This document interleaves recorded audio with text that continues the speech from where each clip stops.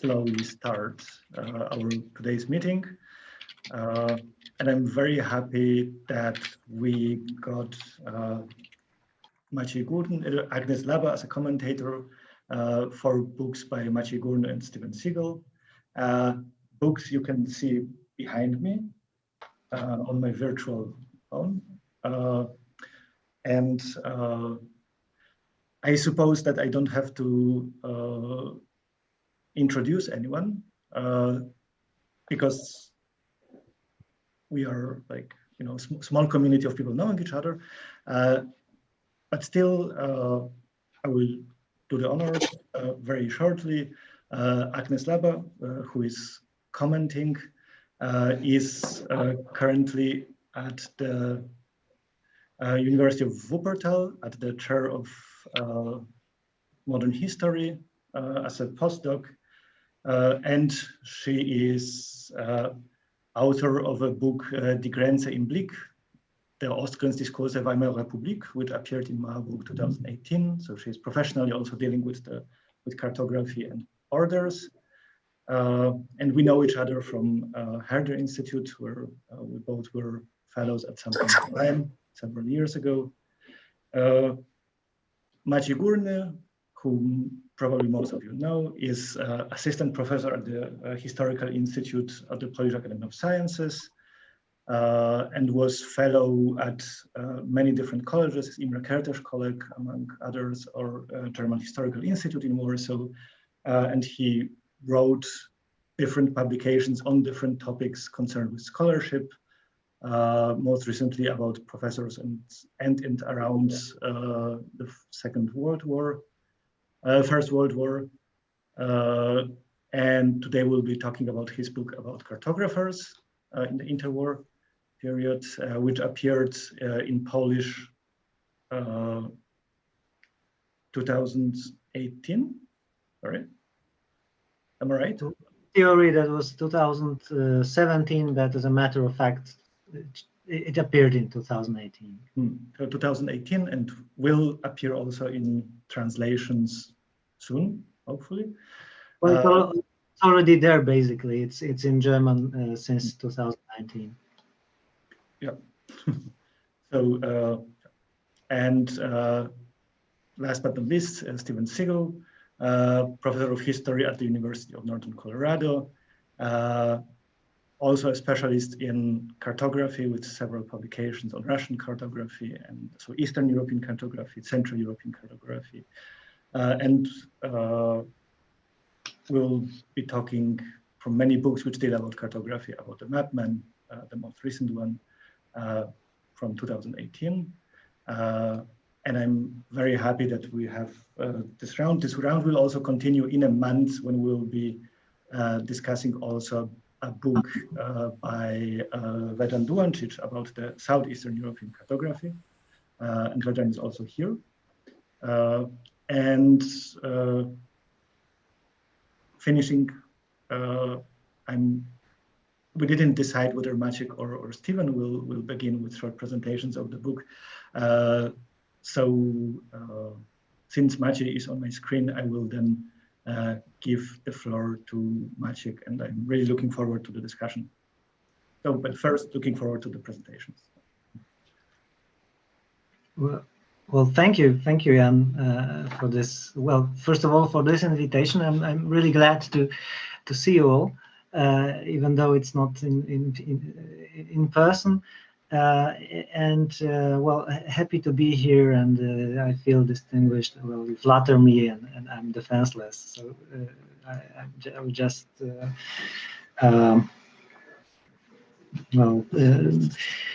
keep this feeling of utter happiness for the next at least 10 minutes given to me. Yet I have to start with a confession that won't be a surprise to you. I'm contrary to what Jan suggested. I'm not a historian of cartography or of geography. So contrary to my my fellow panelists, I'm a newcomer here and the amateur who deals mostly with other things and just visited this field. And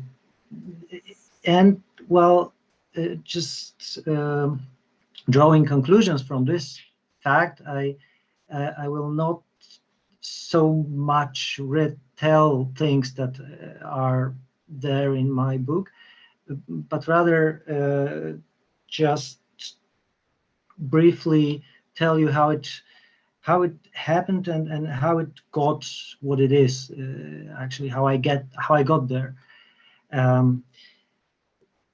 And with this, I have to start pretty well from basics. I have to start with the initial impulse, which I guess to me was Edward Said, whom I found as a student slightly disappointing, not to say irritating. Well, I was in a way disappointed by the one-sidedness of the perspective he offers. Never does he actually even ask what was the Orient's reaction to the orientalizing gaze of the Occident. And I was intrigued by the question, how do the Orientals, or various arts of Orientals, actually create their own mental maps? So that was my basic background long ago. My background thought while working on various things, including my previous book on the War of Professors, that is on the engagement of intellectuals in East Central European power struggle in early 20th century. On this occasion, while working on this previous book, I came across a vast collection of publications in national characterology, in racial anthropology, in psychology, in psychiatry, and in geography. And then I was approached quite accidentally, more or less accidentally, by an elder colleague from my own institute, who proposed me to write an essay on wartime cartography. Naturally, as it still is an elder colleague, I obeyed, as always. But then he came again and said, more or less, my lad, be so good and make it a book. So that was the other impulse.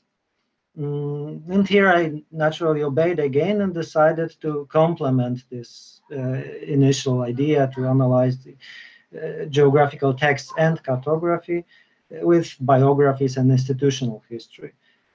This would surely not be possible, not so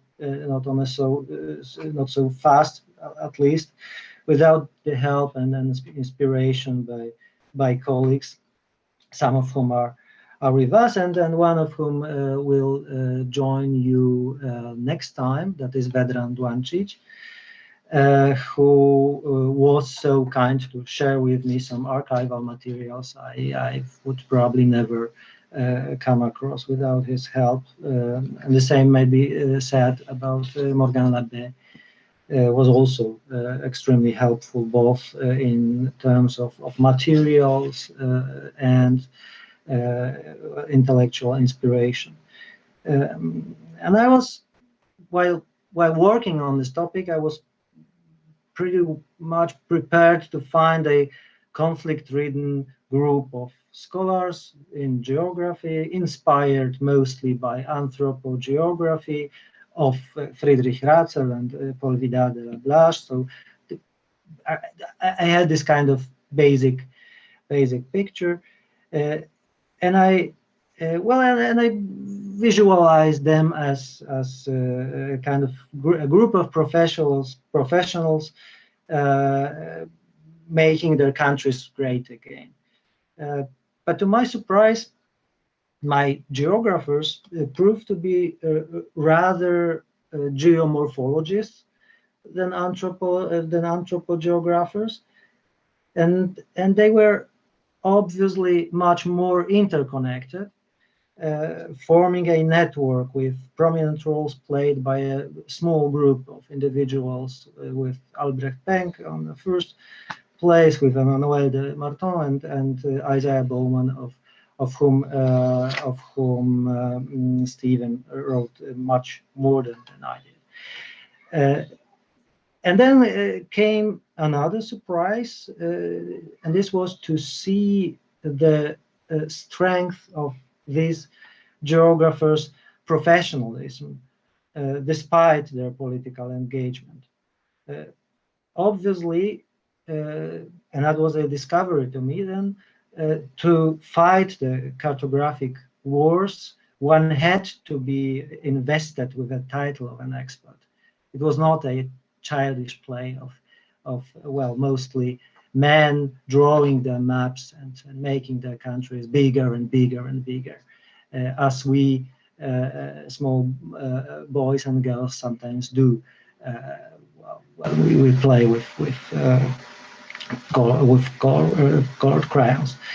And finally, going back in a way to Edward Said and perhaps Larry Wolff, I found it somehow enlightening to realize that my topic has been not an appendix to the history of geography proper in early 20th century, but history of geography proper, that at this particular moment in history of this discipline, it was East Central Europe that was a center, not a periphery. And it was here, it was precisely among the heroes of my book, where the history at this particular moment really took place. So that was so that were more or less the thoughts that accompanied me after having finished this book. And then, well, just to close, and it was then actually it happened shortly before I finished. We knew each other prior to that, but it was really I was really closing to the end when I just incidentally came across the information that Steven is working on a similar topic, and it was so utterly funny thing to first to know it and then to read his book and to find this more or less the same group of people who he calls quite fittingly, I would say, transnational Germans, to be treated in a slightly different but a complementary way. So that's all for me. Thanks. Thanks, Maciej. And this basically leads us straight to Steven now. So thanks very much. My road in this project was a little bit different. I started it in 2010 when I went to Johns Hopkins on a whim and landed in the Isaiah Bowman papers, the former president of Johns Hopkins University, and also Woodrow Wilson's territorial specialist. And from there, to very interesting locations, the Institut Landeskunde Institute in Leipzig, to Budapest, where my friend Balázs is writing a very interesting biography, had written a biography, started to take an interest in all of the Trianon thing going on, and of course, so landed back in the world of Romer and Rudnitsky and some of the others who I call transnational men, map men, and also really transnational Germans throughout the book. I'm just going to give a very brief presentation of some of the visuals. Those of you who've read the book are probably familiar with these individuals already, but I'm particularly interested in their multi-generational sagas and their relationships with each other, both in a kind of homosocial and homoerotic way. So this book is really at the intersection of the natural sciences and environmental sciences, as Maciej mentioned, things like geomorphology and climatology, Certainly, these men came out of German traditions, and they came out of the traditions of Humboldt and Ritter. Albrecht Penck was one of the world's leading geomorphologists, together with William Morris Davis at Harvard. And it was Penck, who was the chair of geography in Berlin, and ended up training a whole generation of geographers, including Jovan Cvijic, who Maciej really writes well about, the founder of the Slovakian Geographical Society. My book tends to go more into Central and Eastern Europe. Here is Cvijic, of course, with his maps of the Balkans, and I would absolutely invite your conversations and Q&As about this. I would highly recommend Vedran Duancic's book, which is just about Cvijic and about Yugoslav, or Kingdom of Serb-Croat and Slovene geographers during the interwar period. What I talk about with Bowman in the book is really, I think, revelatory, because he was born in Canada, a subject of Queen Victoria, and he was actually quite impoverished from the Midwest, and somewhat of a typical American Midwesterner. Got a break when he went to New England and really became a colonizer, I would say, in a bourgeois kind of way. I write about this quite extensively, to the point where he finally catches the eye of Wilson and the inquiry, Colonel House and the team. He ends up being placed in charge of the mapping of Central Eastern Europe without knowledge of any Slavic languages. I mean, he has some knowledge of French and German, but he's kind of flying without a whole lot of information. And you can see this in some of the Komisch maps that Americans end up drawing as the Committee to Negotiate Peace, which eventually, out of the inquiry, has some significant effect. So what Bowman eventually does is he relies on his friendships, and those are friendships with people like Eugeniusz Romer, back to the American Geographical Society expedition across the United States in 1912. Teleki, Count Paul Teleki of Hungary, twice prime minister, traveled to the US together with Jano Czolnoki, who was a geographer in Cluj-Polosvar. Anyway, these were some of the inquiry maps. I built my source base out of Leipzig, Budapest, Krakow, and a whole lot of other places, including the wonderful library in Geographical Society's collection, the Golda Meir Library in Milwaukee. I was particularly interested not in just writing a Lebenslauf or resume of these individuals, these men, but knowing their emotions and moods, and even, one would say, psychopathologies, what they need, this particular power from the 1870s to the 19. So because we're part of a group here in the history of science, I actually was quite interested in cartography as almost like a fringe science, in the way Michael Gordon describes quasi-sciences and going to your pseudoscientific lab.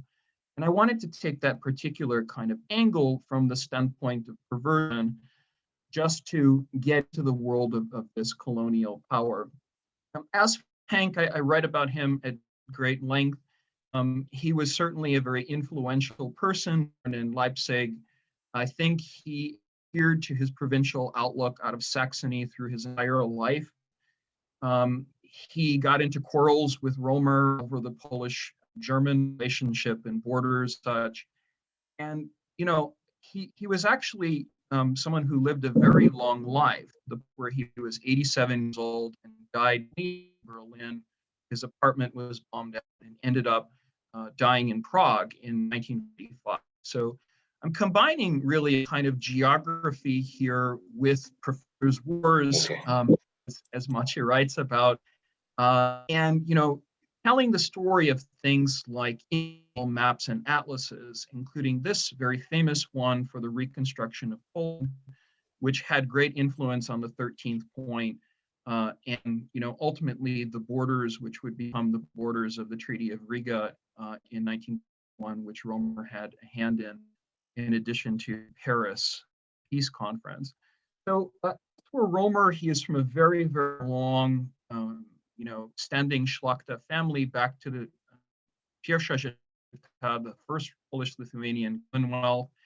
He was also a chair of geography at the University of Lviv, Lemberg, Lviv, Leopold, Leopolis, and so forth. And what was remarkable, I think, during World War I was protected, at least for a brief period of time, by Willy von Habsburg.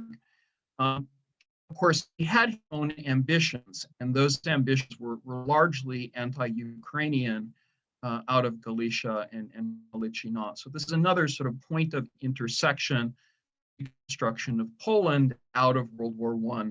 The mix of scientific maps like this one, a military political map of Poland with its greater Polish borders, and then of course postcards like these, which I think don't fit into Piłsudski-Dmowski binarism and should be considered more as colonial objects and artifacts. As for the relationships between these geographers, they were professional in a kind of 19th century positivistic way. The persistence of a whole lot of geographical societies, backed ones in Berlin and Paris with the World Geographical Society. Even Romer in the 1920s had a very positive relationship with the Soviet Geographical Society, and that's quite interesting. So I base how their relationships fall apart. In other words, how they're performing a kind of professional politeness and cordialism, but behind that, there's a whole mess of antagonism. I'm also particularly interested in colors. There's a wonderful book by John Pitts on the geocode world.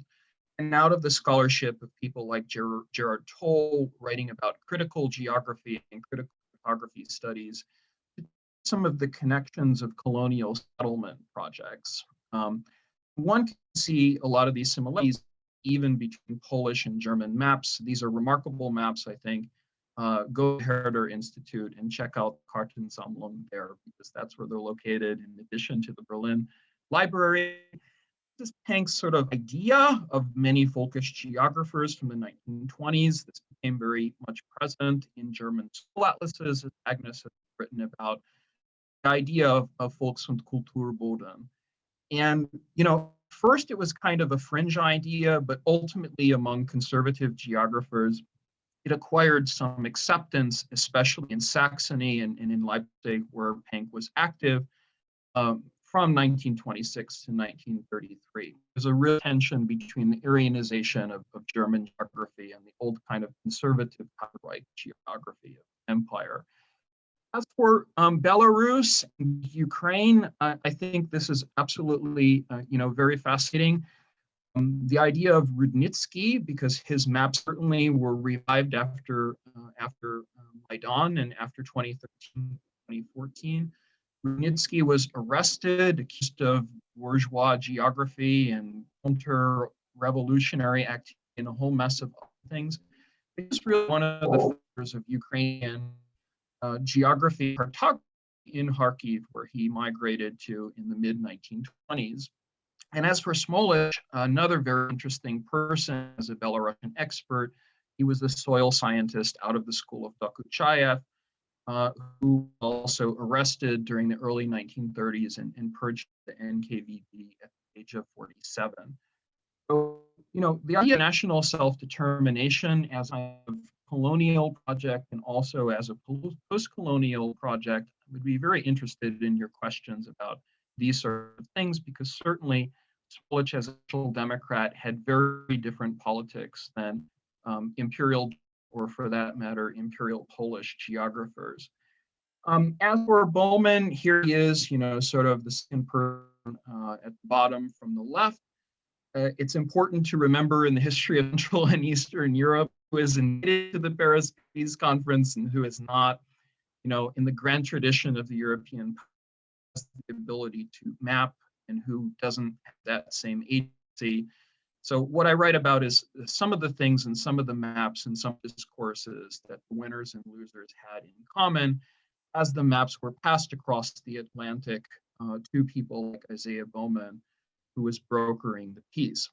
The friendship that Bowman and Romer had started really in 1912 and went up until the end of Bowman's life where he died in Baltimore in 1950, and Romer died in Krakow, displaced after hiding in a monastery from 1941 to 1944 in Lwów. So he had moved, Romer did, to Krakow, where he died. These were Rudnicki's maps. He was fluent German as well as Polish, and you can see, if you trace this kind of greater Ukrainian orientation, the pink maps in the British imperial tradition, and the marking here of Ukraine into areas like Crimea as well as Kuban expand eastward. I'm not going to talk about Teleki too much. He's there, in my book. I'll bring the Wuppertal lecture in Vienna on the 101st anniversary of Trianon, since it was canceled last year. But Teleki was certainly a colonial geographer. He took a lot of interest in Japan. He traveled to Sudan.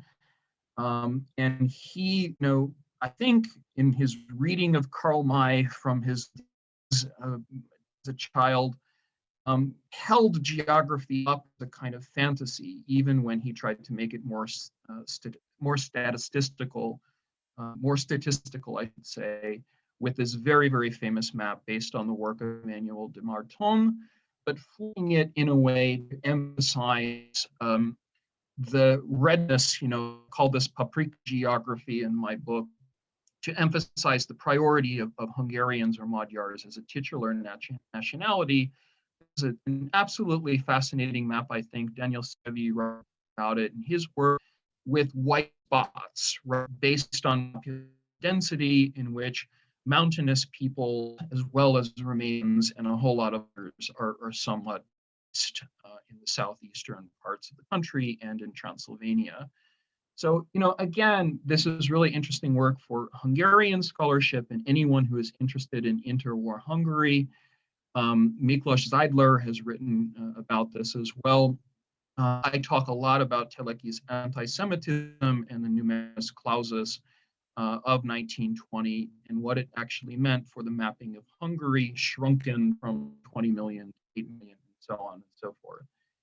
One more thing that I would add is the importance in critical geography and cartography of dealing not with the sciences, also, let's say, running back to the aesthetic maps and in particular thematic maps.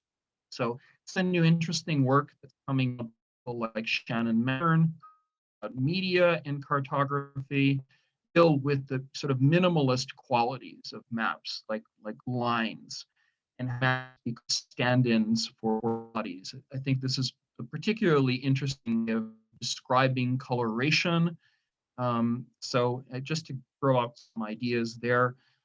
And one thing I would also mention about the book is that it's transatlantic and transnational. So gerrymandering, I absolutely do not consider solely an American phenomenon, all of those monster counties and districts.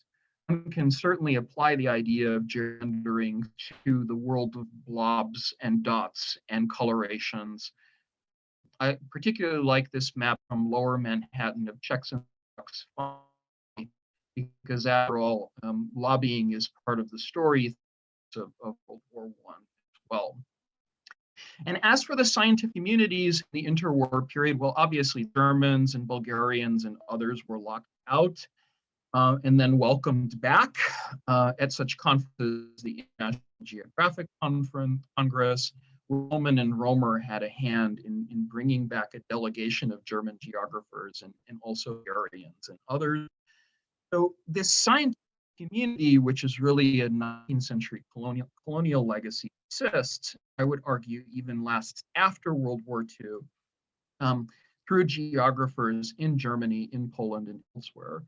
It's often forgotten that Romer survives World War II, and in fact, he lives to 1954, where he dies ultimately in Krakow, and his memoirs are published, of the Paris Peace Conference, having been censored previously until 1988.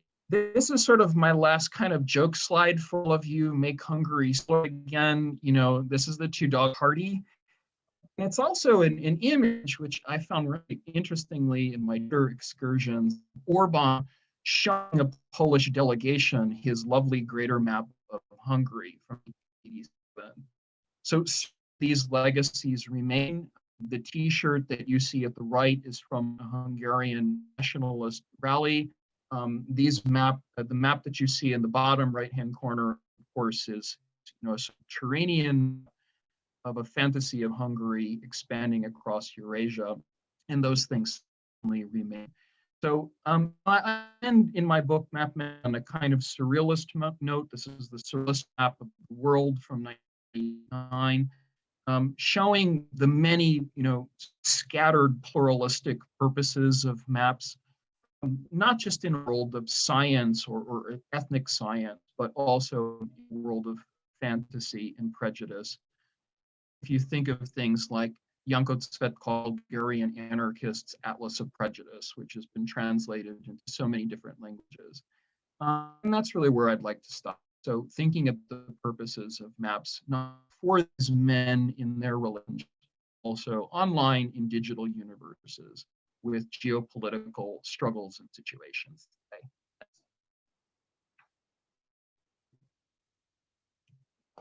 Well, thank you, Steven, for this great presentation and for connecting the history with the present of map making and map using.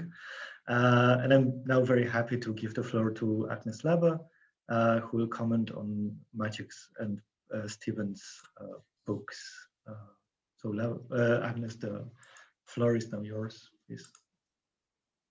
Yeah, thank you very much. Also from my side for the invitation to this event and also for the opportunity to comment on the two inspiring books by Maciej and by Steven, which is actually a great pleasure to me. I would like to use the following 10 to 15 minutes I was given to highlight actually three aspects that struck me while reading both books and which seemed to me relevant, especially to questions concerning a history of science.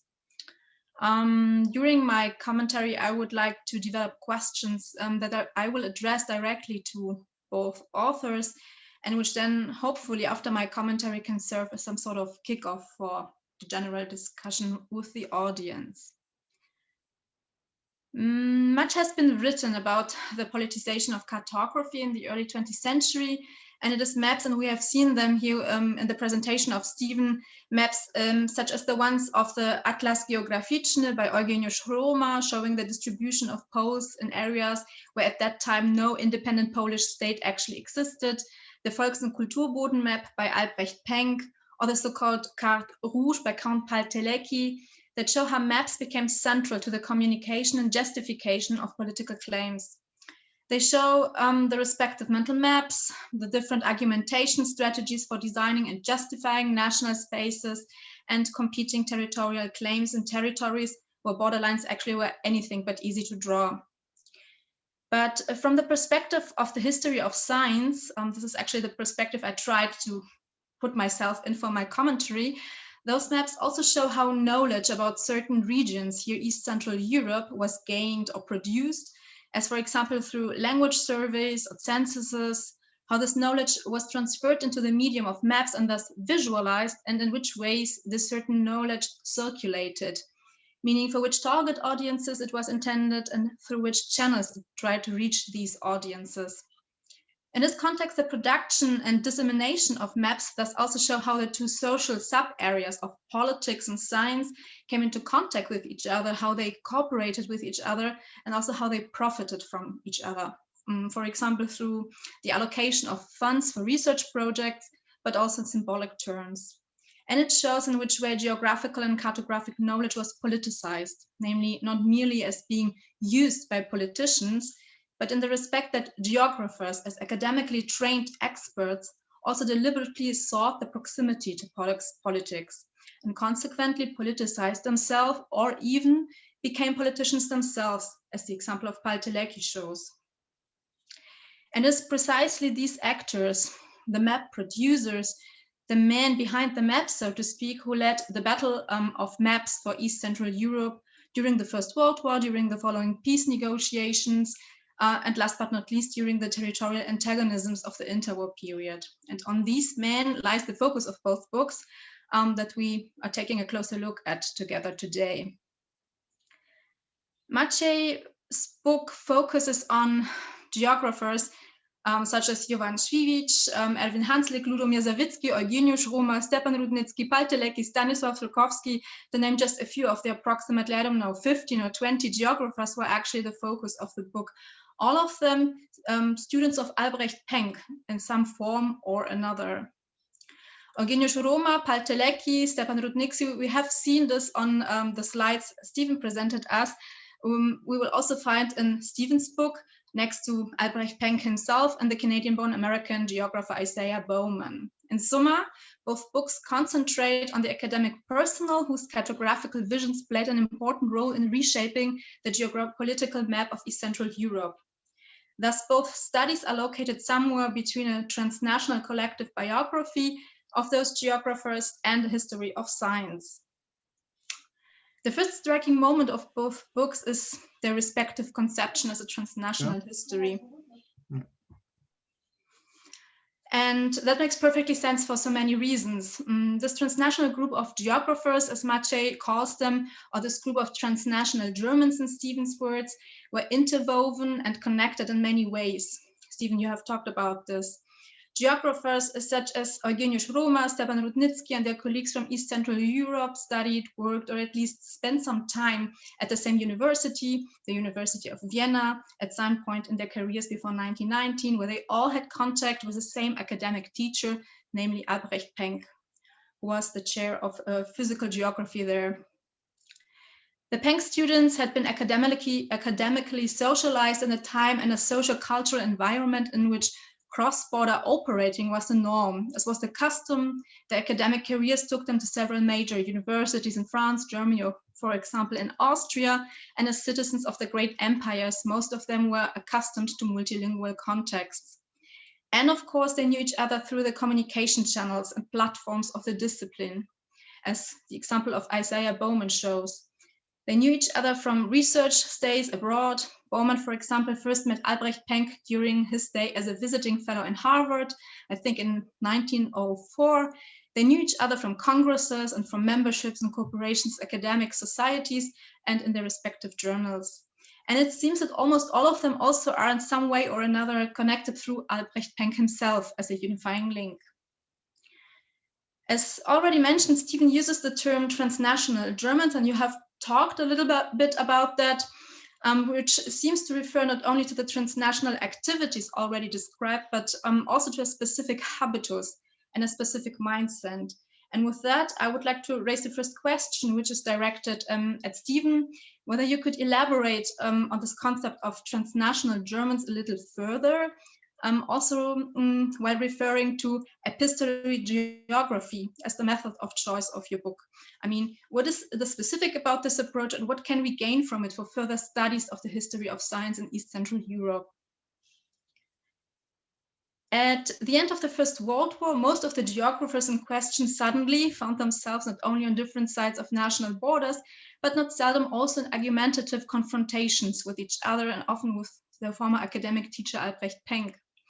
And yet both studies demonstrate impressively that the work of these geographers, above all the maps they created after 1918, 1919, cannot be analyzed separately as most national-oriented studies do. Rather, the competing territorial claims they developed or promoted, the scientific theories behind those claims, and also the mapping techniques they applied in order to communicate these claims were closely interrelated, inspired by each other, and also reacting to each other. Even after 1918, 1919, the map men never fully lost contact, even if this meant that they suspiciously observed and evaluated each other's scientific outcome, and in some cases even tried to invalidate or discredit each other's works by the production of, I would call them, counter maps. Thus the meaning, and this is what both books show us impressively, the meaning of the maps that played an important role in the interwar period can therefore only be fully understood in this transnational context, and thus by focusing on the men behind them. The second point that arises when reading both studies is the question of the underlying understanding of science. Wissenschaftsverständnis would be the German word, and of the scientific objectivity of those geographers. Both studies show convincingly that it would be too short-sighted to speak of a deliberate manipulation of data and maps in favor of politics. As representatives of the discipline, the geographers believed in a certain objectivity of science and, of course, of geography. At the same time, a scientific character, Wissenschaftlichkeit, in the words of Albrecht Penck, and objectivity also became a central argument to strengthen their own position and discredit the one of the opposing side.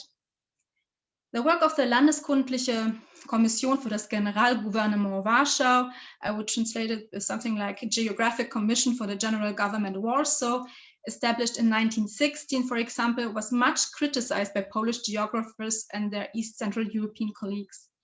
As well as the imperialistic intentions of the work of the Commission, they criticized its scientific methods, such as the lack of Polish language skills of its members, which in their opinion did not allow for an accurate evaluation of Polish research and data.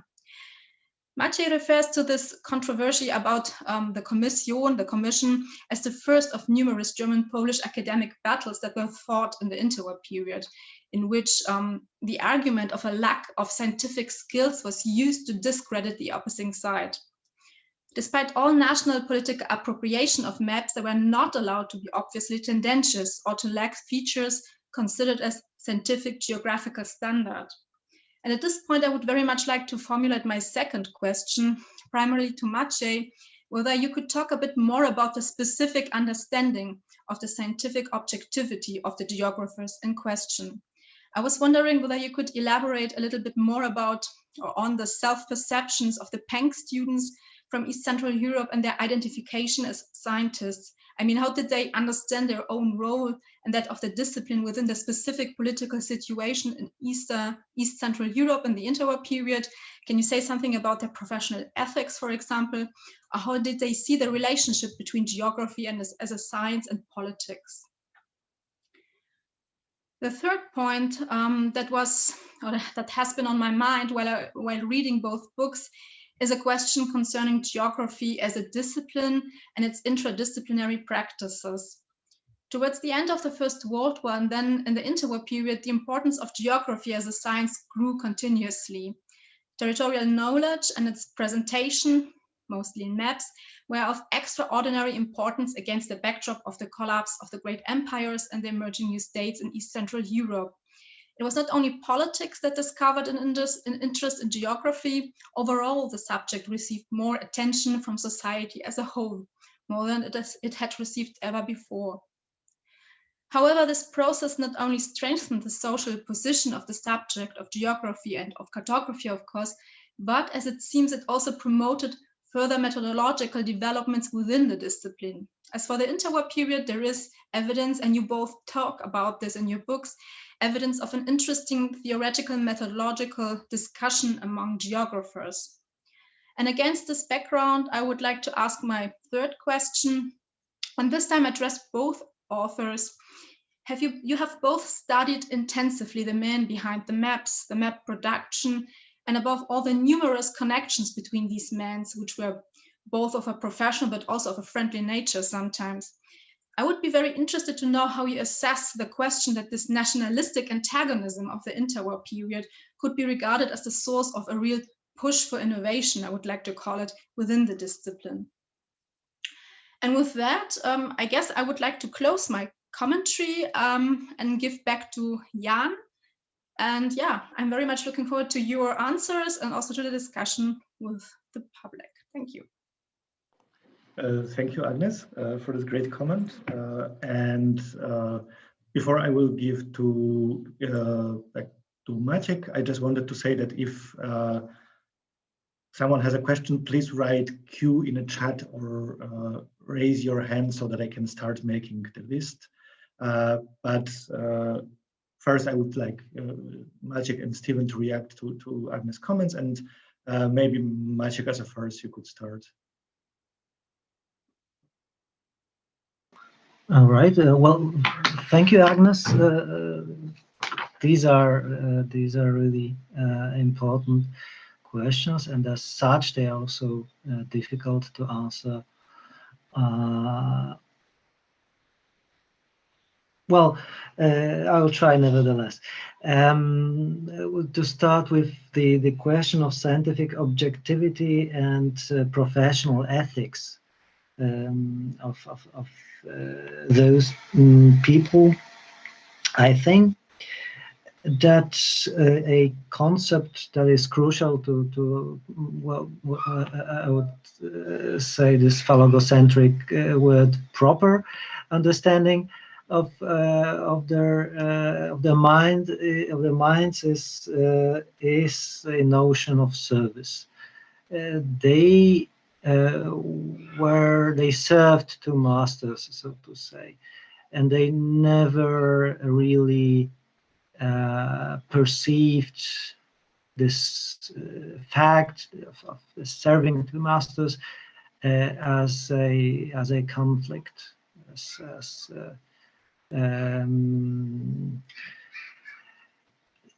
What I mean is that that working with cartography is, as a matter of fact, working with statistics, with giant sets of data, which can be, and it's equally valid for today's geography, can be interpreted in various ways. And the question that a professional geographer in the interwar period would ask himself is, why not to interpret them in a way that is incidentally more or less supportive of my national interest, of my state's interest, or whatsoever. By some of them, by Romer, by Zwisch, it's really, they just say it openly. They formulate this notion of service, and they perceive their role as a kind of professional support to their national cause. And it's and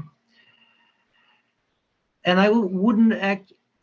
I would give them some credit. I wouldn't be so. I wouldn't be nasty towards them, towards this kind of self-delusion that they lived in,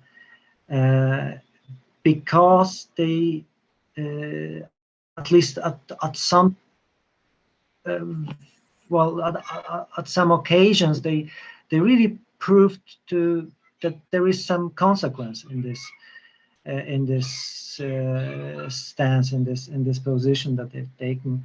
What comes to my mind is a funny story that I relate in the book, and that is a point where Romer and Emmanuel de Maton, otherwise in this particular issue totally at odds, they immediately unite in front of a nationalistic map of a Lithuanian, of Juozas Gabris, who is not a professional geographer, and his map is not a professional cartographic work. And with all their differences in their political stance, in their interpretation of Lithuania's place and role in East Central Europe, they just dismiss this guy. So it's there are some instances when the professionalism proves stronger than their immediate political interest. So it's not a case of a political engagement which actually in a way makes their scientific standards irrelevant, or makes them bypass their professional ethics. They really manage to somehow, at least to themselves, to live in truth and to explain their own position to themselves. It's an interesting, I would say, psychological side of this professionalism, and a matter for a a professional psychoanalyst. I'm not capable of doing, but still, it's fun to read them. The other question that was also directed to me was nationalism as a push for innovation, and I would say your point is it's a really utterly right and pretty important point for interwar period, and both on this level of methodological innovation, and even more importantly on the level of institutional development. Where you can see it clearly is creating an institute as an answer to the Germans who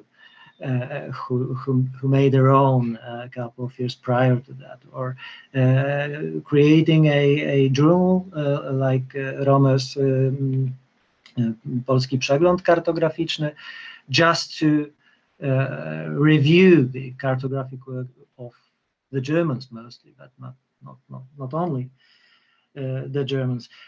And it is also, in a way, mitigating their nationalism, or maybe channeling it through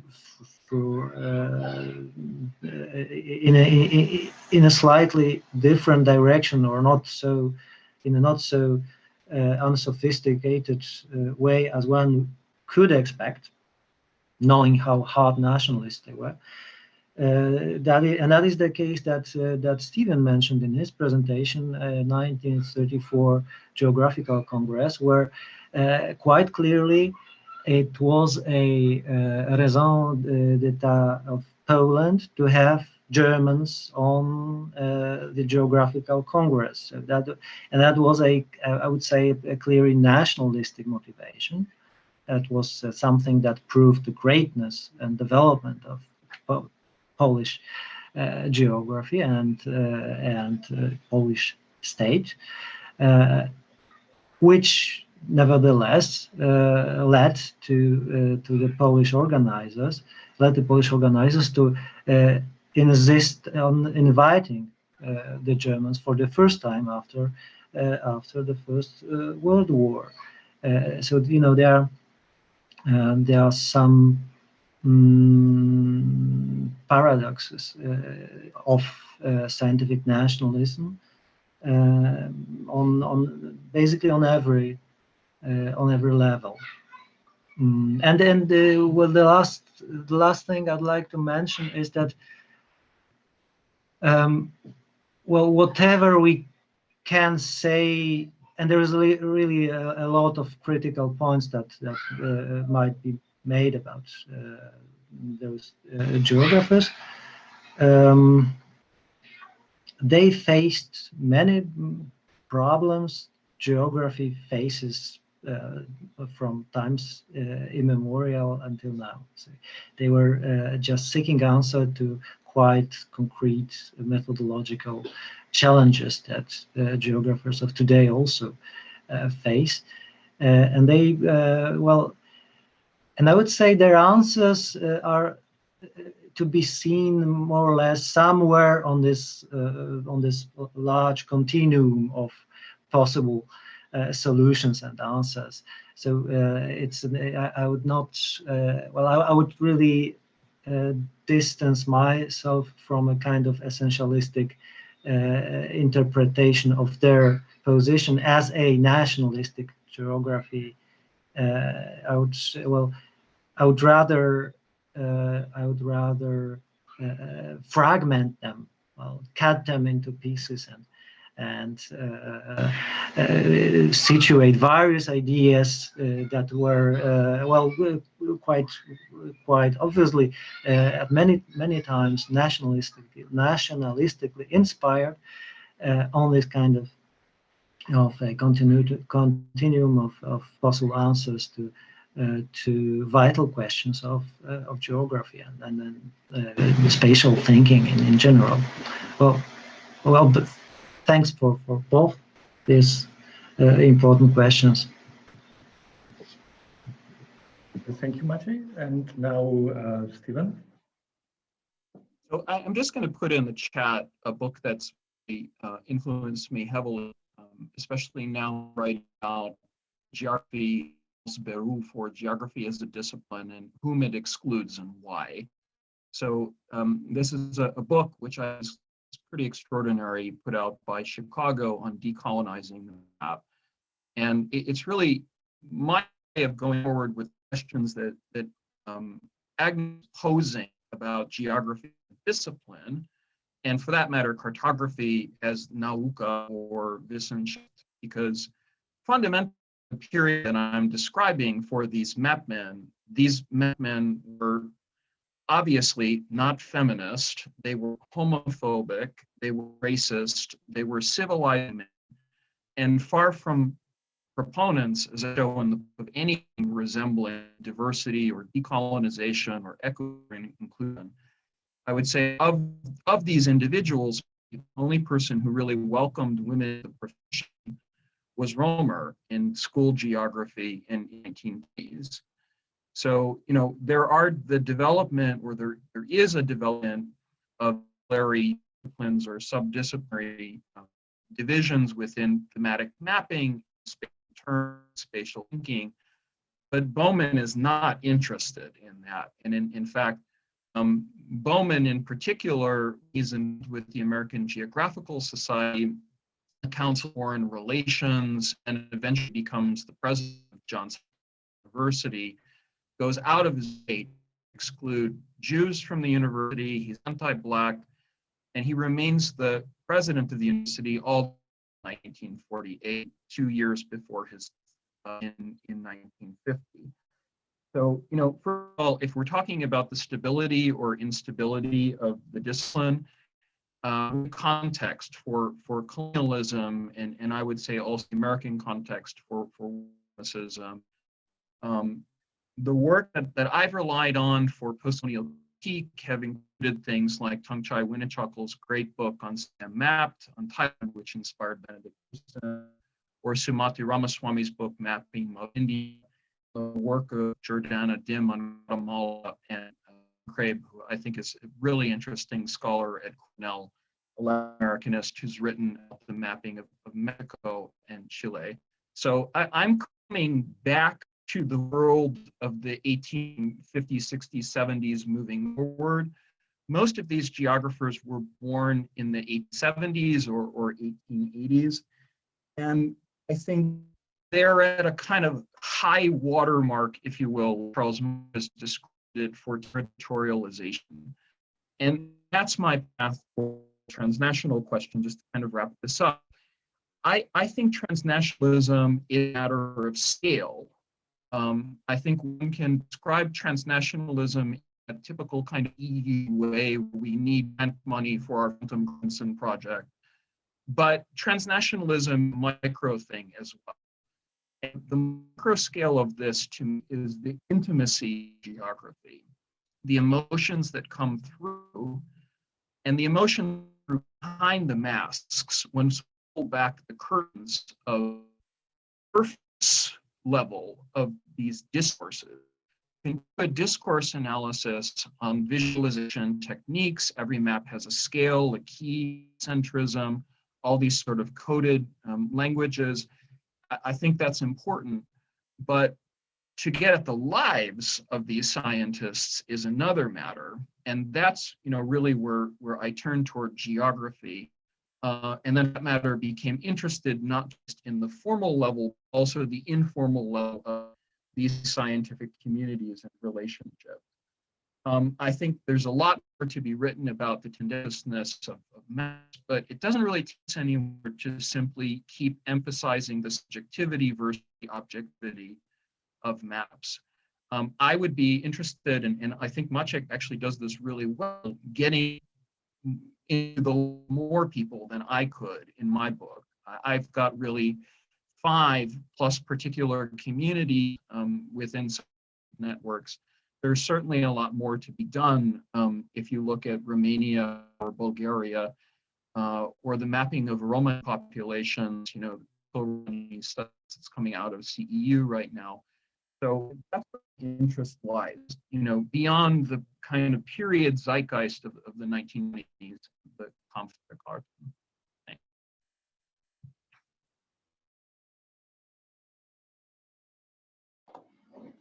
Okay, thank you, Steven. And as I said, we already welcome questions from the audience. So if someone has a question, please raise a hand or write a Q in the chat.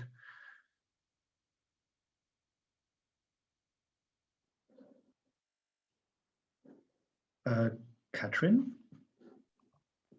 Yes, I can jump in with a question. And nice to see you, Steven, and Maciej as well. We met a few years ago in Warsaw, so it's nice to see you again in this virtual format. So yes, I had a question about maps as sources and the kind of relationship between science and art and aesthetics in the design of the map, and how the kind of geographers that you both studied dealt with this kind of production of these objects, as kind of objects of material and visual culture that straddled kind of science image making, but also kind of art, aesthetics, design, data visualization at this period. And I wondered, I was kind of inspired by Steven's slide where he was talking about the kind of color and different kind of meanings and emotions, and that strikes me as very much almost getting into kind of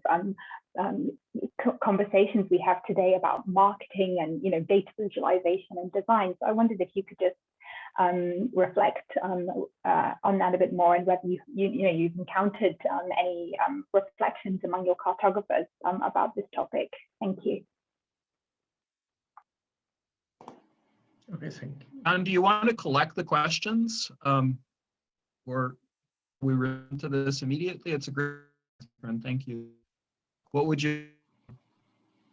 For the moment, I don't see any other questions, so I would say that let's start by answering this question. Yeah, I can answer that question a little bit. I've got an essay out on skins, lines, and borders, and I'm still very much attracted by the geobody idea of Winnichoqlutungchai and the Thai context. So, I mean, read your Kandinsky on lines, for example, and read, for example, Judith Tyner, who's contributed to the History of Cartography, Volume 6, 20th century. I like this idea of a kind of counterfactual, counter mapping, cartographic impetus.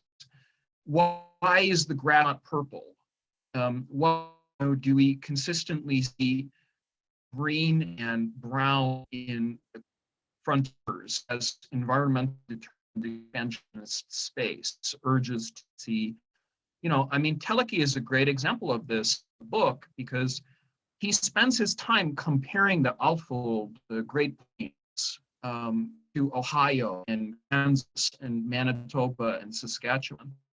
And so in the maps, obviously there's kind of this paprika demonstration of the titular nationality as inter pares, this is the group above all, but there's also an urge to expand beyond borders in almost all cases whatsoever. A greater Hungary, a greater Czechoslovakia, a greater Ukraine in pink. So, I mean, the only thing that really halts that, obviously, is international law, treaties after World War I and collapse of empires, because it's the bold line that demonstrates sovereignty rather than the line or the invisible line in cartography, which would make territorial revisionism possible. So, I mean, not just one line indicate a form of sovereignty. It could be bold, it could be dotted, it could be accent.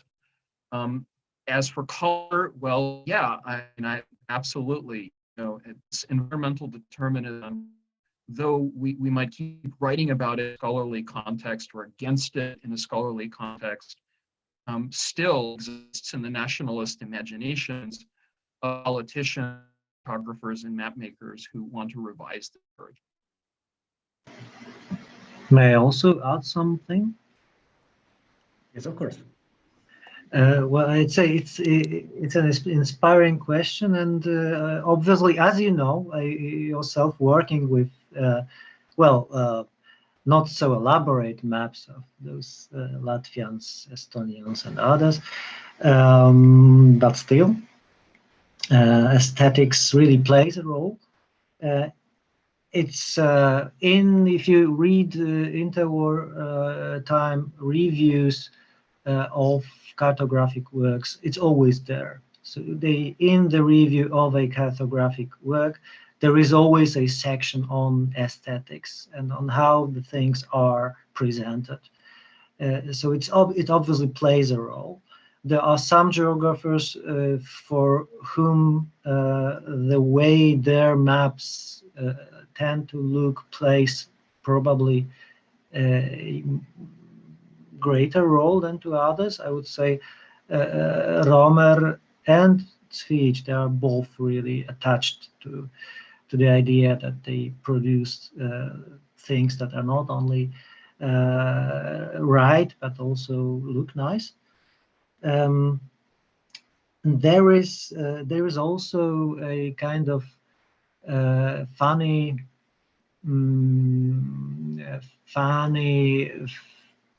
element in the nationalistic conflict around maps.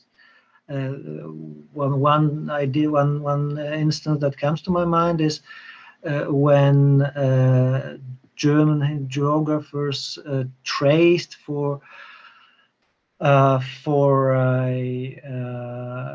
Polish Jewish plot, resulting in publishing of a nationality map of Germany produced by Jakob Speth. And then if you read the German reviews, well, the map was basically done quite well. Quite, I would say, well, it's not a perfect map, but it doesn't look biased, whatever. It's just an illustration of German, Prussian ethnic statistics, national linguistic statistics, language statistics. And to be sure, Germans are red there. So it's just as it should be. So the Poles are green, the Germans are red, and still the map does not show as much Germans in Germany as it probably should. Which was heavily criticized, but one of the points of this criticism was that if you look carefully, you can see that this red used for the Germans seems a little bit like a rotten or something. It's not a nicely looking red. It's a kind of spoiled red, a kind of red that an enemy would use for us, and not a kind of red that a proper German cartographer would implement. So they are, at some points this kind of aesthetics gets really political, and there is a thing that, if I understood Steven well, it's just at the very start, even before they sit and draw their maps. There is the nationalistic imagination of space is aesthetics pure. When Romanian geographers polemize against their Hungarian colleagues, it's a kind of a fight of highly symbolic pictures of a Hungarian fortress that should be replaced with a Romanian citadel. So it starts basically with pretty nice pictures, I would say, and obviously as well, the examples I know are heavily they tend to be connected to Romania and Transylvania. But it's also the point is also that Emmanuel Marton, who wrote a lot about this, used this kind of aesthetic symbols. He perhaps in a French manner, I cannot really say. My cultural expertise is not so great, but I would imagine that might have something to do with this fact that he was a French. He writes about the proportions of post-war Romania, about the, not only size but also this beauty that the new borders actually carry with them. Thank you, Maciej. Now we have a question from Alexander Dmitriev.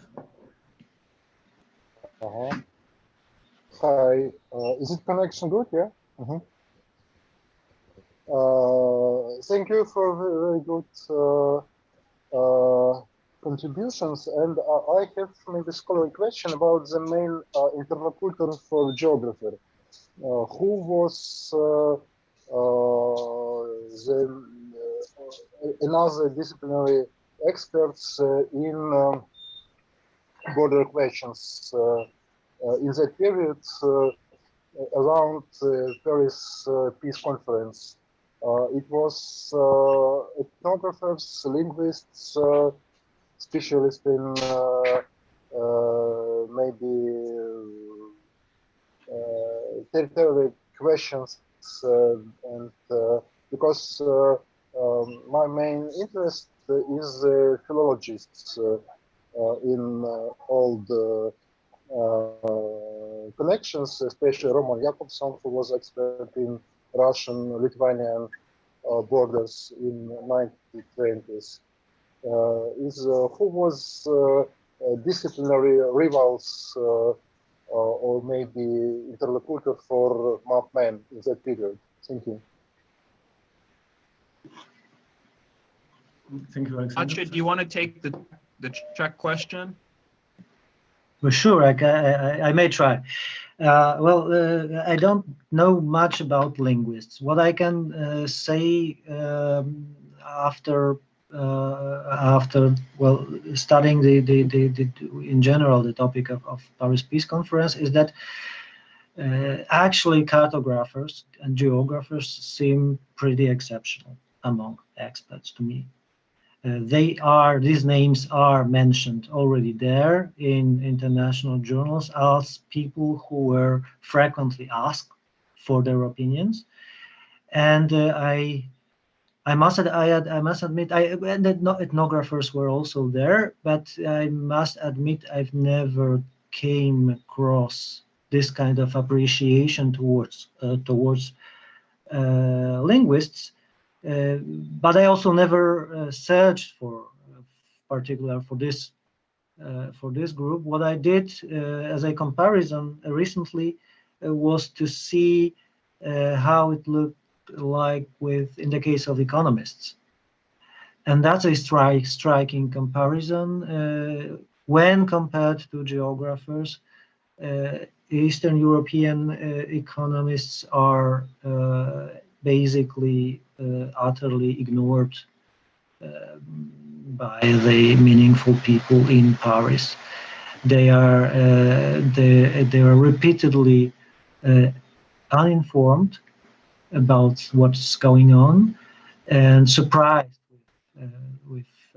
with proposals of great economical value, but that proposals that were actually never discussed with economic experts from Czechoslovakia or Poland. That might be that obviously supports my idea that geographers were really, in a way, special, since they possessed a kind of expertise that was not there among the experts of the great powers. But it might be that it's just, whenever you say that something is exceptional, it might equally mean that you have not done your homework. perhaps I should read more, and then they wouldn't be so special anymore. But as far as my current level of knowledge is concerned, I would stick to the idea that geographers are the prime experts. Thanks. A very to this question, I'll put a Slavist hat on. Maciej writes about Viktor Dvorsky in his book. I think that's important for Czechoslovak mapping and historical geography. I don't have Czechs really in my book, but I do have Maastricht, and the fact of the New Europe journal is, I think, pretty important in 1915 during the war. Also the relationship between Seton Wilson, who's actually not really welcome as an expert. I mean, he is an expert, but he's not really welcome by Lord George. It's a very different sort of legation in its construction than the French one with Emmanuel de Martin. And the Polish one, Rome is trapped between this Piłsudski-Dmowski big small Poland. So all this is one way of saying to Alexander's question. I think that there's definitely a political orientation that continues through the 1920s, but it continues, as I see it, through the privileging of ethnographic map, great ethnic nationalist cartography and geography, almost to a kind of scientific enterprise. You mentioned, this is a good example, Romer and Ludosławski working to, and Romer is definitely interested in Polish borders that would include Lwów and Vilna or Vilnius, right? So what happens then for a lot of the scientists who were very nervous about their cartographic books, and I would say also kind of fragile men, as Penck was, worried about competing with Romer, who was much better than he was at designing maps. One ended up on the losing side after the Paris Peace Conference, then the enterprise ends. And it's not a natural turn into geopolitics, although of course there is Karl Haushofer through the 1920s. Many of these geographers and cartographers are still kind of on fringe, where they have to develop cartography to data viz into a sort of new art form in order to make claims as something and to be welcomed back into the discipline of geography in a larger international. So that would add, after the Paris Peace Conference, afterlife to all of these mappers and geographers. Really, I would say it even continues for people like Romer, at least to the eve of World War II, right? Where they're thinking about making map and pass them to important bowmen. Romer does this in the monastery, where he's hiding in between 1941 and 1944. He wants to get mapped with the Americans or the Brits, hoping that they may some to help him and his family.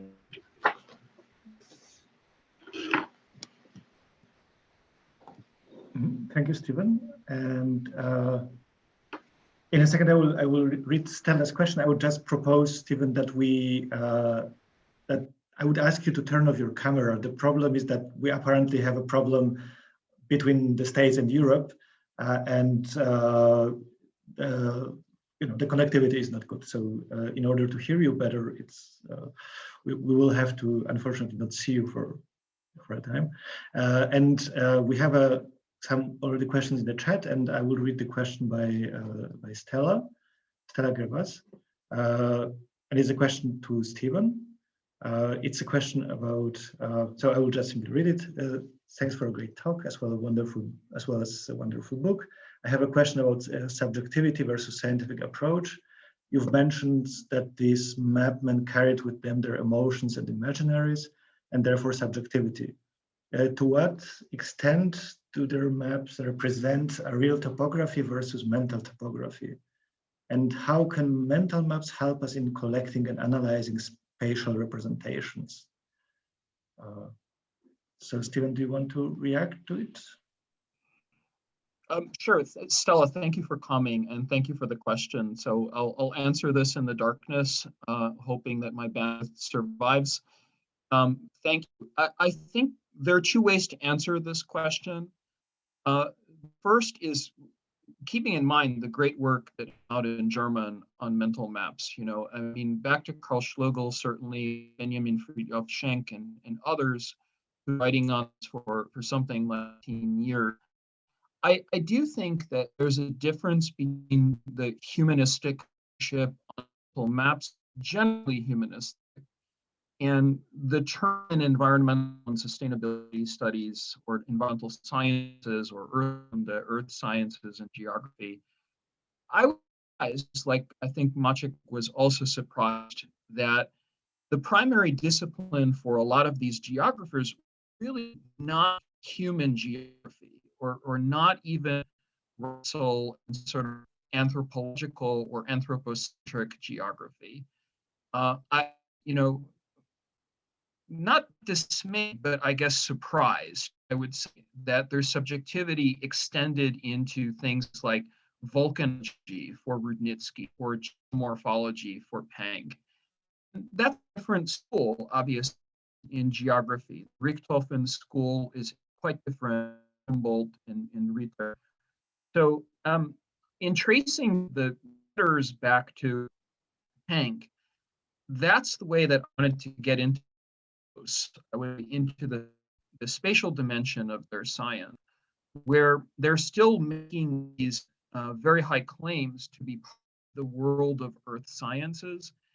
And yet they really have no choice, I don't think, in the 1920s, but to turn more toward aesthetics in order to produce products, atlases for Romer, or in the case of Pang, maps like the Volks- und Kulturboden would then enter into the school atlas of Weimar. So there's a great unresolved tension. I have a chapter about objectivity. There's a section about Wissenschaft wars. You have this intersection of mental mapping as well as sort of the high earth sciences. And one more thing that I would add to are some very interesting comparisons or parallels between settlement mapping, settlement cartography, and settlement geography. I'm thinking of the recent work of Catherine, which was really excellent in the history of Volhynia. Her book just came out on civilizing and things, the technocracy of the 1920s. So I would, just as a short answer to this, say, yes, we can go back and read Tudor and Larry Wolff and study Ruritania, but those works that came out in the 1990s are useful in guiding us to other disciplines of geography as well. Thanks for the question. Thank you. Maciej, do you want to add something also to this question? Not really. I was thinking about the question that Patrice put on the chat. Okay, then you can answer this question. And the question Patrice put on the chat, and I will be curious to learn more about. There's a question by Patrice Dąbrowski. I would be curious to learn more about mapping or non-mapping of the Jewish present in East Central Europe in this period that is prior to 1939. So, Maciej, please. Well, I'm not an expert in this particular topic. I do not know. I do not know Jewish cartography, so to say. I do not know Second Republic's cartography that would be made by Jews and concentrated on Jewish population. But still, the guys I was studying, they are interested in Jewish settlements, as they are interested basically in all ethnic groups that are non-Polish. They are interested in the level of Polishness of Poland, and in this vein, they also study the numbers and they visualize the numbers. So there are in this interwar cartography, there are maps that are showing Jews, distribution of Jewish population. And I would suppose, but I don't know, it's a kind of, it's a semi-educated guess that that there probably were some more Jewish-centered cartographers, as there were Jewish-centered racial anthropologists. Jan Jakanowski, who was an expert in ethnography in Paris, and an extreme nationalist and anti-Semite, he had actually perhaps even more students than Albrecht Penck, and among those students you would find both Ukrainian nationalists and Jewish nationalists, who are doing basically like Jewish racial anthropology in Poland. And I would suppose, well, that that was not an exception for racial anthropology, and that would also work for ethnographers and for cartography. But still, I know some works of like general works of Polish cartography, in Polish interwar cartography, that deals with Jews among other ethnic groups. I know works that were going pretty deep into ethnic psychology and racial anthropology of the Jewish population of the Polish lands, and there was a kind of Jewish aspect of Polish colonial cartography, but I only suspect that there were also that there was also something that could be called a kind of Jewish-centered or simply Jewish cartography in interwar Poland. So it's kind of half-ass answer. Thank you. And Steven, do you want to add something? I think that there's quite a lot of anti-Semitism, and I talk about that in the book, and Leipziger Stone as well, which lasted from 1986 to 1933. It's a controversy, and in the Polish case, I'm definitely interested in the map of Palestine. I'll put Penny Sinanoglu's book in the chat, British Policymaking and the Mapping of Palestine, and it comes out as well. But I think if you read the pages of the Polski Cartographic session, it seems to me, is with the sort of German-Polish relationship. So I just have not found a lot of maps. To answer the question, Patrice, it's an excellent one, in Yiddish, in Hebrew, at least not in the Polish archives. They may certainly be there, but I just have not found them yet. Thank you, Steven. And now we have a question by Justyna Turkowska. Yes, thank you very much for the contribution. So I have a very short question on materiality that goes to Steven, and hopefully I'm not going to be repetitive since I was disconnected for a while. Well, Steven, you were talking about, or why you were talking about cartography, the motion behind the maps, and the whole process of producing spatial knowledge. You mentioned, so to speak, two main pillars. One, there would be obvious the lives of the people behind, right? They are in the center of our discussion. And the other, the maps and the discourse. There is kind of the picture can be read out of the maps if we look at the, well, colors, not only, just maybe to mention one aspect.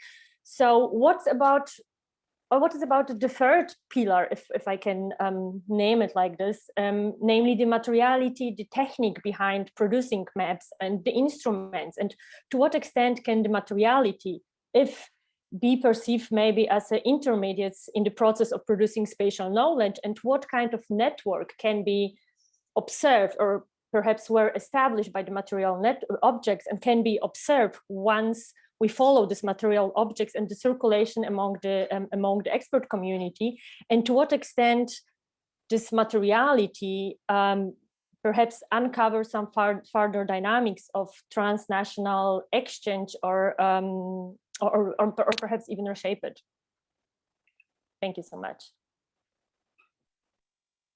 Gosh, that's an amazing question.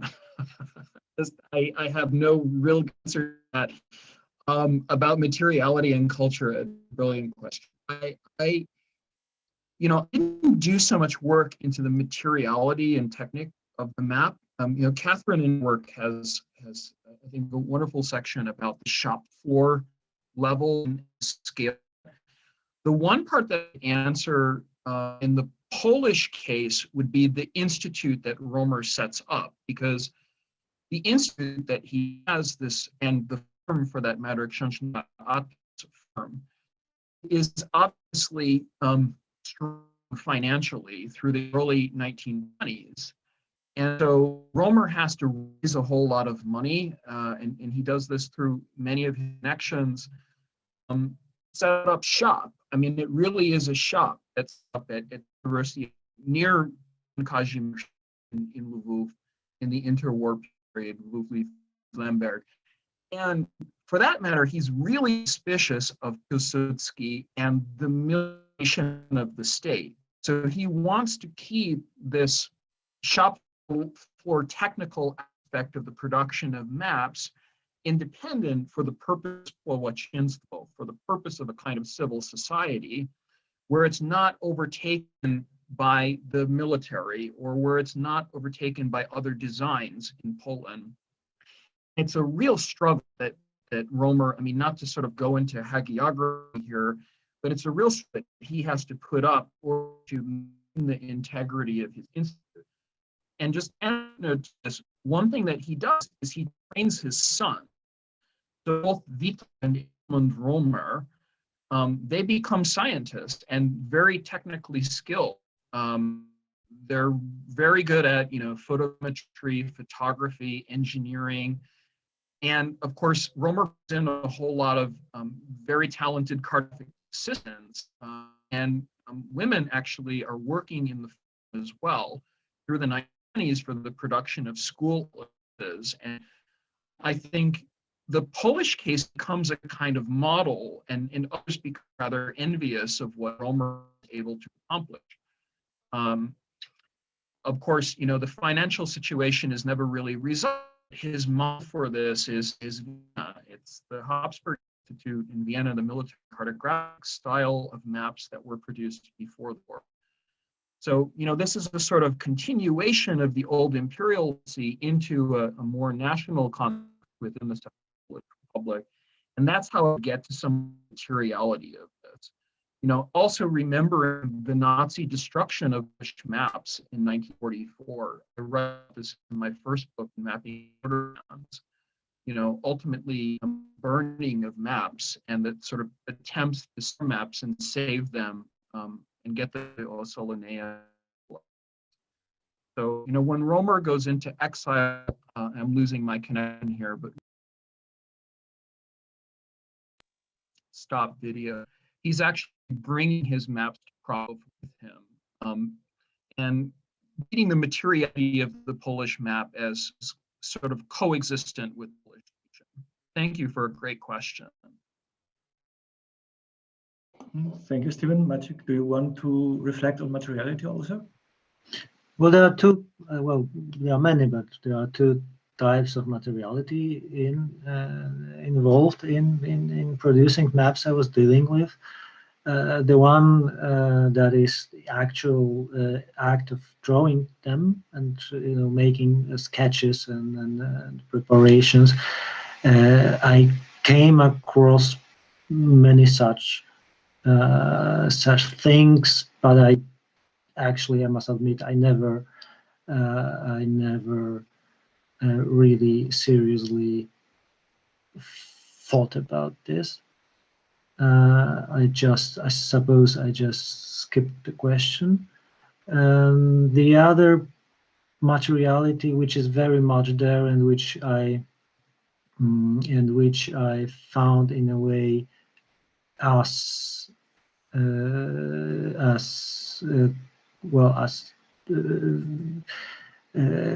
standing just in front of me, in front of my eyes, so that I really could not ignore it, was the materiality of printed maps.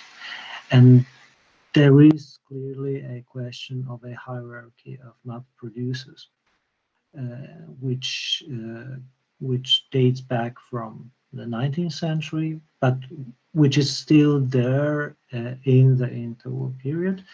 And when Romer creates Książnica Atlas, it's a conscious attempt at creating a kind of competitor for Perthes' Geographische Anstalt, and that is that is something that you also can just see and trace in the reviews, in the reactions, in geographical journals, even during this kind of Polish German cartographic fights that are they basically punch each other in their reviews in 1920s in Polski Przegląd Kartograficzny and in Justus Perthes in Peterman's Hefte. Even then, you always see this kind of appreciation of Perthes' production on the Polish side. So you can, it's a funny thing though. So you come across reviews and criticism that is really smashing, that is highly political, but is also pointing at factual errors, at technical problems, and all possible things. But the production, the very institution of Justus Perthes is mostly above this criticism.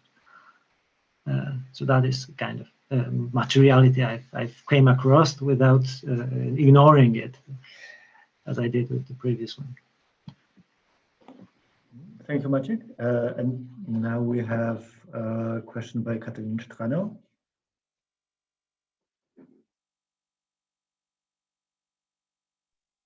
Yeah, okay, hi. Sorry, I'm sort of coming in from Markin's thing, so it's me, actually.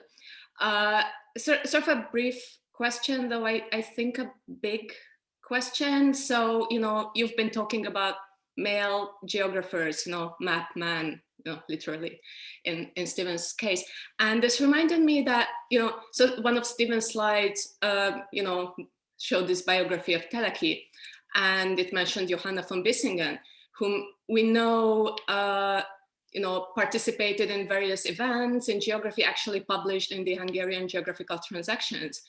And, there is some work on how, Victorian geography provided this very contested space for women, where women's participation was very much limited. There was a lot of exclusion for women experts in geography, similarly to many other disciplines. So it sort of made me wonder, coming from the perspective of almost, complete ignorance on this topic, to what extent is this the case in Eastern Europe? Are all these men in any way supported by women? Are there women in this story at all? Stephen briefly mentioned women, but the connection is so bad that I just heard the word women. So sorry about that. And yeah, that is the question, essentially. Thanks. Thank you, Kati. Steven or Maciej, do you want to start?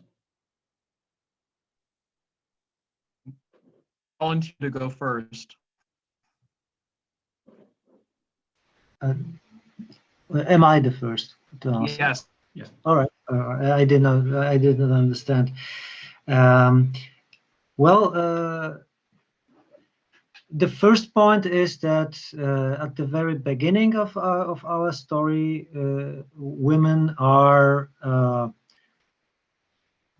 missing among the students we are dealing with. So Albrecht Penck, when he writes about his students, he's actually never tired of mentioning all the original and exotic places they came from. He mentions in his unpublished memoirs that he even had a Japanese student, but he actually never mentions women. So that would be the first point. They are also absent among experts naturally in Paris, those geographers and other scholars. They are there, and they also show up in both our books, since well, they play a role in those geographers' lives. One of the perhaps, well, to me it was a fun thing, you know, knowing what happens then. One of the last acts of friendship between Albrecht Penck and Eugeniusz Romer is Romer's letter to Penck informing him that his fiancée, soon to be his wife, is of German stock. And her family comes from Württemberg, and her grandfather created a brewery in Lemberg. So, and the women are in a way there, first as wives, as lovers and such, but no, contrary to it's perhaps it's a missing perhaps it's a missing information, perhaps it's just my laziness, or I was just not lucky, but it's not a case of Vorgo in Annal, so that there is no I did not come across a kind of missing author, missing woman who would be erased from the narrative, unfortunately. So it would be much more interesting to find somebody like that. But it changes rapidly in the interwar period in all the sciences I was dealing with, and that is something that has, I guess, much to do with nationalism. People such as Eugeniusz Romer, but also racial scientists in Central Europe, they tend to have their female students, and these are the years, so 20s, 30s, where all those disciplines get much more feminized than before, and you know, you have to keep in mind that they were not, well, first of all, they were not allowed to study prior to, in most of the places prior to the war, which makes the task of seeking them even harder. But it also makes this contrast between this not utterly nationalistic, but less nationalistic pre-war period, and this utterly nationalistic interwar period, which includes women very much, and makes them as ardent nationalists as their supervisors. Thank you for an important question, and sorry for disappointing answer. Thank you. Steven? I have a very short answer, and it is to say that the cartographers are illiberal men. But largely speaking, to hope that they would be transformed somehow into liberal feminists is kind of asking the wrong question, because I to begin with, They're men of colonial empires. They're listed in male bonding and romances, landscapes, and in nature. So it's not a very satisfactory answer, I would guess, to say that this is a kind of all-male world, but it's an all-male world. And where you see women involved in it is in their, strangely biological mapping of women's roles for their wives and daughters. For Bowman, talk about the relationship that he has with his daughter Olive. Olive is denied education. I mean, he actually tells his son to make sure that women will simply travel with them around the world as, sort of ancillary people helping them with their work, like almost as secretaries. But this is not to say that there are women in the story, and certainly there are women in the story, in the laboratories and in the institutes, and even in Bowman's world. One of the most important stories of this, I think, involves the creation of the Cartographic Institute, who works there and why. And in addition to that, the participation of women in the geographical societies, because there are certainly noble women who are participating in both the Polish Geographical Society and the Hungarian Geographical Society. Use a couple of examples. But it's not a satisfactory answer, to ask why they're not including women. They're actively excluding women. And this persists all the way through, I argue, the 50s. The only exception to this are Soviet Marxist geographers and Soviet Ukrainian geographers who end up placing Rudnitsky after Rudnitsky leaves. That would be my answer, however satisfactory. Thanks. May I add something? Yes, of course. Well, there is, I forgot about a funny picture I've seen, which tells a lot actually about women who are actually there, and that is a photograph of made in an inside of a Lithuanian information bureau in Paris during the peace negotiations, and it's a room, not a large room, but it's full with women who are busily typing. They are reproducing all those memoranda and stuff that has to be delivered immediately to the great powers. And that is something that is really there. And the other activity that you can actually see and that can be researched and actually should be done is especially for the period of the First World War are translators. These were very often women. So speech translators into English were women, and also their prefaces to the geographers' work. So even prior to during the Balkan Wars.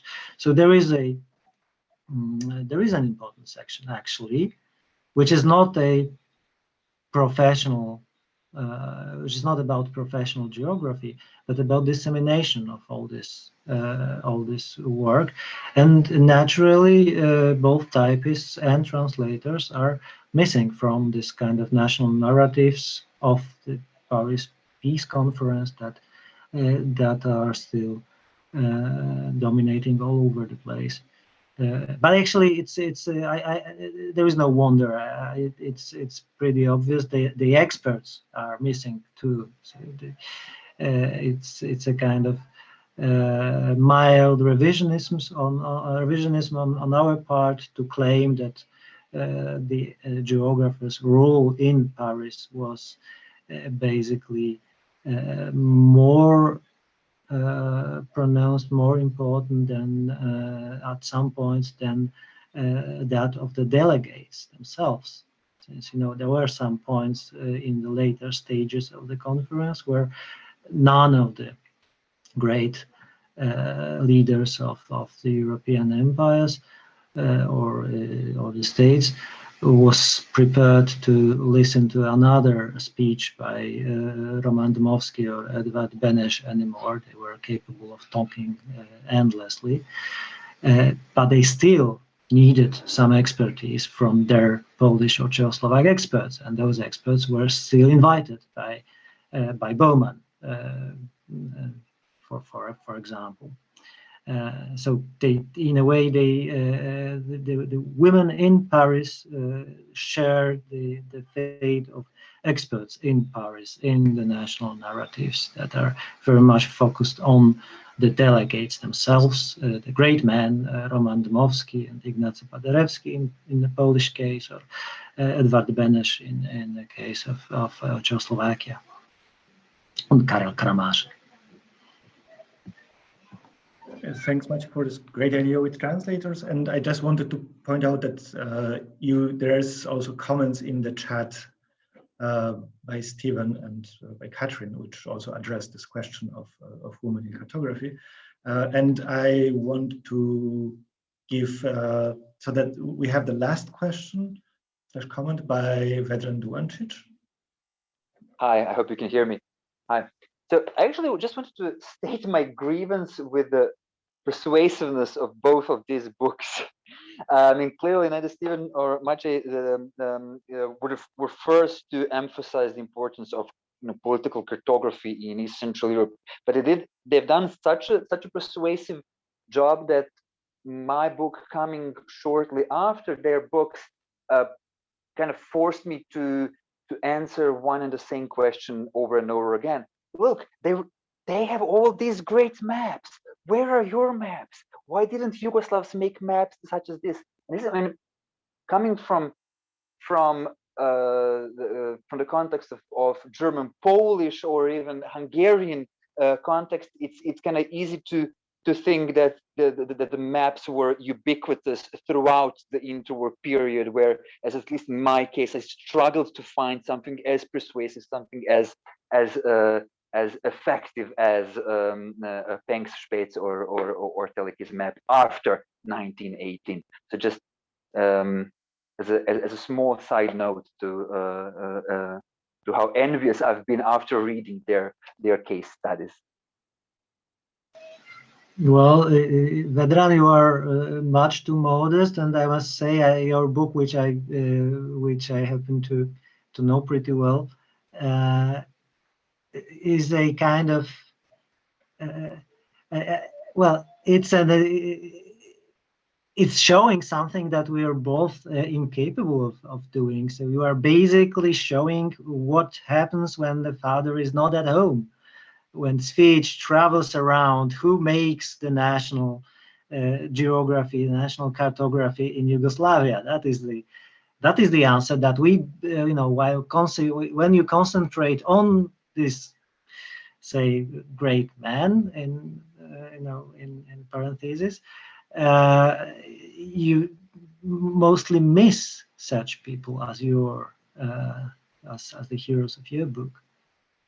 So it's a kind of, I don't have a feeling that that we've made your life harder. I would say we just make a nice background on which the meaningfulness of your approach is more visible. On that, there's a lot more to be done, and all of you here should know that. So we've broached some of the topics here as a future agenda. I'm really grateful for Vedran's new book, and I know there are more coming. Catherine is going to have one as well, so really happy about all of that.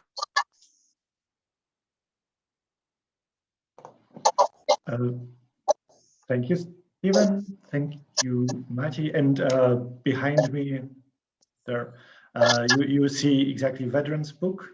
As I said at the very beginning of today's meeting, this will be the topic of our next HPS.CESEE Global Book Talk, which will happen very likely in exactly a month.